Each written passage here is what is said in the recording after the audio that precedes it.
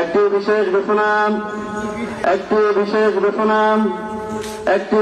ঘোষণা আফজল সেরেংবাড়ির নুরুল হক মিয়ার ছেলে মোহাম্মদ শান্ত এবং আব্দুর রব মিয়ার ছেলে মোহাম্মদ আব্দুর রহমান, এরা এলাকার মাদকের ডিলার এবং সেবনকারী।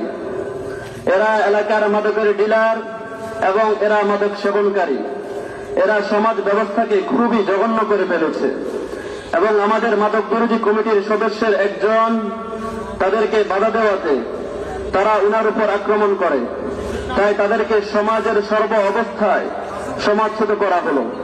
তাদেরকে এলাকার যেখানে পাবেন আটক করে মাদক কমিটির কাছে হস্তান্তর করার জন্য অনুরোধ রইল এবং এলাকায় যারা মাদকের সাথে জড়িত খুব শীঘ্রই তাদের নাম এলাকায় মাইকিং করে প্রকাশ করা হবে ইনশাআল্লাহ।